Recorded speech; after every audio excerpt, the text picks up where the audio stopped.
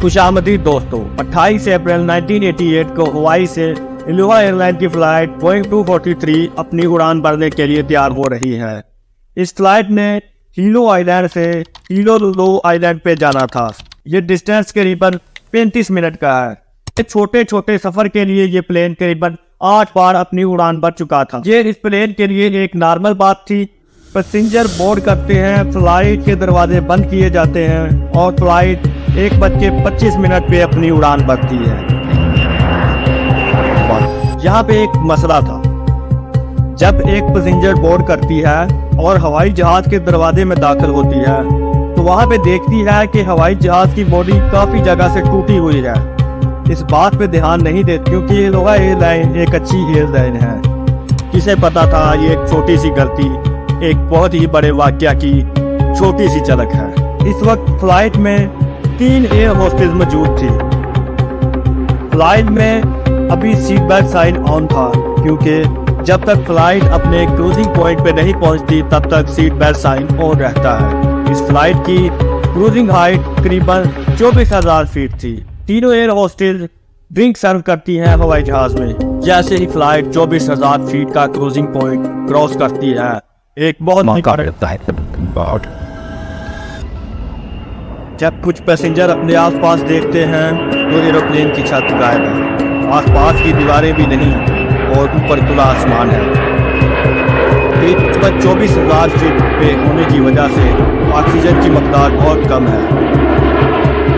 लोगों को सांस लेने में मुश्किल आ रही है। अगर ऐसे ही चलता रहा तो लोग थम घुट के मर जाएंगे।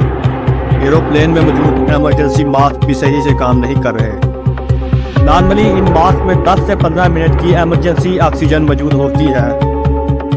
बदकिस्मती से मास्क भी काम नहीं कर रहे। लेकिन बात यहीं पे नहीं रुकती। मिशेल होंडा जो कि इकलौती एयर होस्टेस बची है पायलट से कांटेक्ट करती है। लेकिन बदकिस्मती से पायलट से कांटेक्ट भी नहीं हो पाता। इतनी बुरी हालत में भी अच्छी खबर ये थी कि पायलट्स जिंदा थे और पायलट्स के ऑक्सीजन मास्क भी सही से काम कर रहे थे। पायलट्स फौरी तौर पर हीलोलुलु को कांटेक्ट करते हैं और सारी सिचुएशन बताते हैं। पायलट बताते हैं कि प्लेन को हीलोलुलु छोड़ो, यही मावी में उतार दो, ठीक रहेगा। तकरीबन 1:48 पे मावी टावर से कांटेक्ट किया जाता है। सारी सिचुएशन बताई जाती है। प्लेन की छत फटे करीबन 3 मिनट से ज्यादा का टाइम हो गया है। पायलट प्लेन को 24,000 फीट से 14,000 फीट की ऊंचाई पे ले आया था।